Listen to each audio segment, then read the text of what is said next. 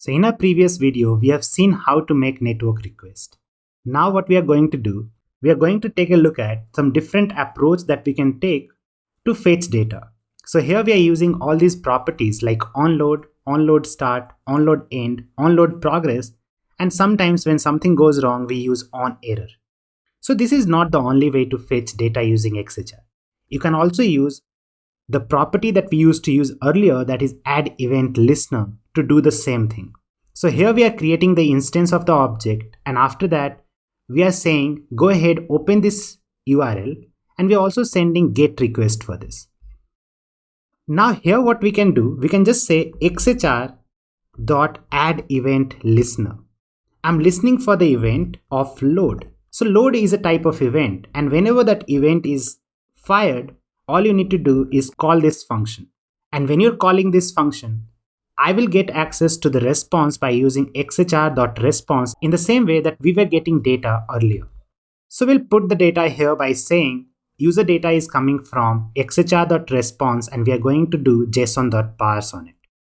Now what we'll do, we'll just say console.log user data dot name. So now when you refresh this, you'll see the name of the user that we are getting the data when we are fetching from this URL. So you can also use add event listener to fetch data, but it doesn't give us a lot of control, is because here in the case that we were using earlier, we have fine-grained control over things like onload, onload start, onload end, onload progress, and on error. So this is a better way to do it. But I was just giving you an option that you can also use add event listener on XHR.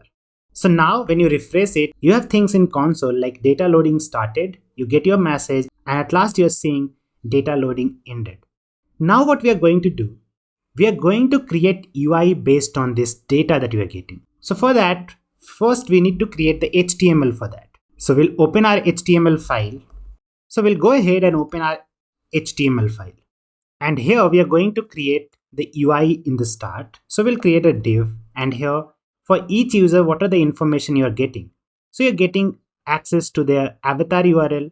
So you will need an image for that. So I'm just going to put a random image for now. Use unsplash, copy an image from here. After image, I want to show their name. So we are going to display that in H3 element. And here we'll say something like Arya Stark. We're also getting the name of the company that user is working. So we'll put that thing here inside a paragraph tag, and we'll put something like at Facebook. You can also use other information from here, that is like number of followers and following. We can also put this information. So we'll make a UL, inside UL we'll make a LI, and here we're going to say followers, that will be something like 63,000, and another LI that will be following. And here in following, we can just say 171. Now when you refresh this page here, you will see all the information, but it doesn't look good at all. So what we are going to do, we are just going to add a style in our head tag. And here we are going to say image should be width of 100 pixel and height of the same. And we'll also make it border radius to be 50%. And we're not going to work on UI right now. We'll just make it work for now. So we have our UI. Once you're done creating your UI, we will have to change all of these parameters from here. So we'll go on to our index.js file. And here what we need to do, we need to get access to all of these elements, because we are going to change this in future, right? So we'll say const image, that is coming from query selector, and here we'll select it using the image tag, because we just have one image right now. Similarly, we also need access to followers and following. So here we'll give it a class of followers and following. And here we have p tag and h3 for name. So then we'll get access to name by using h3.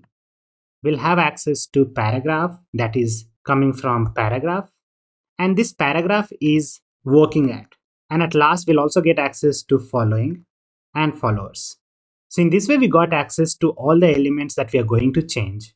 And here what we will do, as soon as data is loaded, we are going to call this function. Now what we are going to do, instead of just calling console log, we are going to change all the data of these elements. So we'll say image dot URL should be coming from user data dot avatar URL. So we'll get all the data from here. So we'll say the first thing we need is avatar URL. So we'll put it here. Similarly, you see name dot inner text is coming from user data dot name. So we'll say user data dot name. Similarly, we'll move on to next, that is working at, and it will be coming from company. Then we need followings and followers. So we'll say following dot inner text is going to be, we are going to put a backtick, and here we are going to say following, and we'll put it into $sign, and that is coming from following. And the same thing we'll do it to followers. Now we are done. So in this way, what we have done is we are getting access to all the elements that we need. Using XML HTTP request, we are making a GET request to this URL, and whenever data is loaded, we are calling this function, and that function is going to update all the information in our DOM. So now when you go ahead, refresh this page, what you will see is the data is updated to Dan Abramov. Here it is Facebook. So here the image is not changing. So let's just take a look at the image element. So we'll take a look at image element. Here the SRC hasn't changed. Oh, sorry, we have done image.url. We should be saying image.src. When you refresh it now, what will happen? In the starting, it will be displaying other image, but after some time, you can see the image of the user being visible here. We are seeing the name, we are seeing anything else. If you change the username to something else like Prank7, refresh it, it will display some other information. Similarly, if you just change it to something else like mine, refresh it, it will display some other information. So in this way, we get to understand how you can get some information from some URL and display it in UI using DOM manipulation. Important thing to notice here is this is kind of callback asynchronous function. So here the data that is coming to us is coming in future. We don't know when it is going to come, and that's why we wrap that into a function and you pass that as a callback to onload.